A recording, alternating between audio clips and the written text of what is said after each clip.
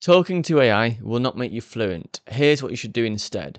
So let's get to it. There's a lot of talk and a lot of discussion around AI becoming a feature on language apps. Most recently, Duolingo. Duolingo has this feature where you can talk to this character on your phone and ask it questions and basically say, oh, how's your day? How's things?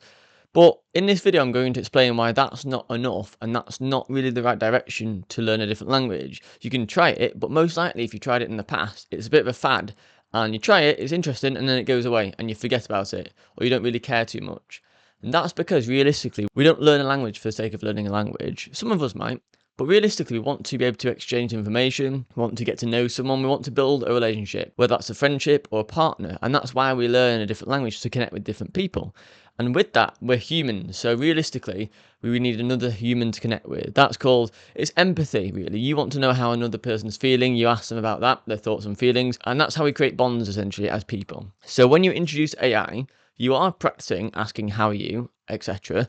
And you know that the response is a lie, it's invented. So you don't really care too much. So you can do that a bit, like as a once-off or a few times just for a bit of fun. But that can't really be part of your regular language practice. It can be, but you'll lose interest quickly. Because when we practice a language or when we practice anything, we have to have enjoyment of it. And when we enjoy something, our brain releases different feel-good chemicals, such as serotonin and dopamine. And we get that when we speak with humans. So if you speak with a friend or you're asking how they're doing and you catch up with them, you feel good. If you go for a coffee with a friend, you feel good because you're genuinely interested in their life. You want to know what they have to say. And most likely, they're not lying to you. It's legit. Whereas with an AI, you know that they're inventing it because they're not a real person. Anyway, that's a super long introduction, but I'll get straight to it. Point number one is make the goal not language learning. Make it something different. And sounds a bit counterproductive, but here's the reason. If I want to go to Spain on a night out, or I want to go and have a few drinks with friends in Spain and I want to learn Spanish by doing that, I don't go there to learn Spanish. I go there because I want to chat with different people, make new friends and share experiences with them. I might enjoy the music or I might enjoy making new friends. The language just comes as a second part of that because in order to say, hi, how are you, and get to know people, I have to understand how to say that in a language. So I'm not going there or starting that experience with the intention of learning a language. I'm going there with the intention of having fun, making friends and enjoying myself. An example is I have friends who play online games, and the online games might be Call of Duty or something similar, but the server is split across the whole world. So you might be on Call of Duty or on a game playing with people in Spain. And the aim is you have to shoot people or shoot the other team and you're on first point of view. So you're in the game, you're enjoying it, but then you have to speak Spanish to work out, okay, what are people doing? And they're speaking Spanish amongst themselves if it's a Spanish team. So my point is that a lot of people I know play games with international people, but they didn't go on the game to learn Spanish. They just happened to learn a bit of Spanish as a result of playing the game. So the goal is different. The learning of the language is an outcome of that. And that's more sustainable because those people, my friends who are playing online games like Call of Duty, they will do that regardless. They enjoy the process of playing the game. It just so happens that they're playing with Spanish people, which means that they learn a language, they learn Spanish, relevant Spanish, alongside that. And that's different to just wanting to go on ChatGPT or Duolingo and practice with AI because you're not really trying to achieve a goal. You just sat there, maybe in your room, you open Duolingo, you have a conversation, you're trying to think, what do I say? Oh, how are you?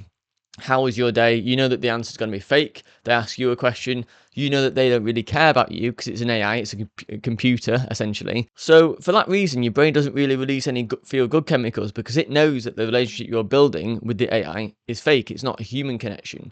Whereas if you tried practicing a different language in real life, there is more fear because your brain knows it's real. It knows it's a real person. Whereas with AI, it's more relaxed. So it's good in a sense to understand, okay, is my pronunciation of hola for hello in Spanish, is it correct? Can the AI understand it? So very basic things, it works. But you might find that you use it for a week or a few days and then you just forget about it. Because that's what happens with me when I've tried using that as well. That's why I thought I'd make this video because some of you might be using AI and trying it, but you might get bored after a short amount of time. And you're wondering, I'm really trying to learn Spanish or French or Italian, whatever language it may be, and you're getting bored quite quickly. The reason is because you know it's not a human and you don't care about what it has to say and you're not enjoying the actual process of it. As opposed to speaking with real humans in real life where you get a kick, you feel good, your brain releases feel good chemicals because you have a laugh with different people and your brain knows it's real. So I know I mentioned point number one, but point number two, I've mentioned it a little bit, and that's you should instead practice with real people. Because although it's more intimidating and more anxiety inducing, they're good chemicals because once you get past the challenge, you feel better on the other side. So if you have like a say half an hour tandem language exchange with someone, say I'm practicing Spanish, and I'm speaking with them a little bit, before I go into the call, or if it's a voice call or video call, I'm going to feel a bit nervous. I'm going to be scared because I'm not too confident with my level of Spanish, maybe. However, once I get into it, I sort of get the words going, it's okay. And as long as the other person is friendly and nice and doesn't interrupt me mid sentence to correct me, but waits until the end of my sentence or the conversation to correct me, then it's all good. And I can practice. And I guarantee you, the end of that call, I'll feel better and more proud of myself because I've practiced with a real human being and it's been all truth, it's been legit. They've not been inventing what they've been up to because they're not a computer, they're a real human, so they have life experience. And I'm the same, and I care about what they have to say because they'll be in Spain most likely or South America. They'll have a different culture, they'll have had different experiences around them that they're wanting to share with me, and I'm interested in that. Whereas with an AI, I'm not. Now let's go one further step into what it means to practice with native speaker. You might be asking, how can I do this? Well, there's two ways essentially. One is paid, one is free. The free way is language exchanges. That means you exchange X amount of time for X amount of time in their language. So I might speak half an hour of Spanish and then I would speak half an hour of English for them. So I'm speaking with a Spanish person and it's free because you exchange an equal amount of time both sides. You can find them on tandem.com or a load of different language apps, Meetup. You can even go to an in-person language exchange as well, where it's in a group. So that's one way of doing it for free because you're exchanging your time to help the other person with your native language as well. The other side is paid. So there's a platform called Preply. I'm not sponsored by it, I just use it myself. And that's like a platform that connects native speakers with people who want to learn and pay to learn a language.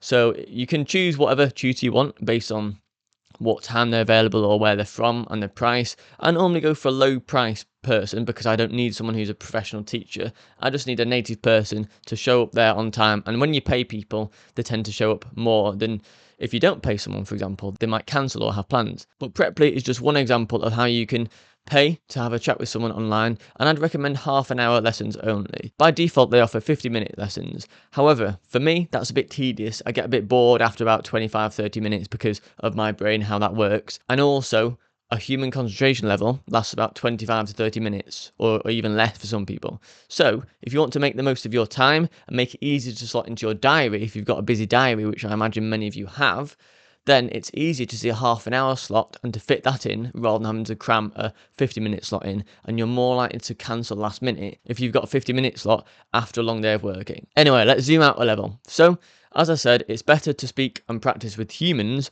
rather than AI. Although it's good using AI to practice the basics, you're not really going to get the feel-good chemicals that you need in order for you to be consistent and sustainable over weeks and months. You're most likely going to be fascinated with how good AI is, and it's quite good on Duolingo. However, you're not going to enjoy the process as much as you would do with a human, because generally we have friends, we have family, we have partners. We are social creatures as humans, and we need another human to share our experiences with, and you can do that by speaking and practicing a language with a human instead. Anyway, this was meant to be a very quick video, but I've gone off on a bit of a tangent. I hope you found it useful nonetheless. And also, if you look either here or here, YouTube suggests a video that's best for you based on your goals and your interests. So most likely it's going to be another language learning video on my channel. And if you want to get closer to your language goals, then I suggest you click on it. But that's it for now. See you later.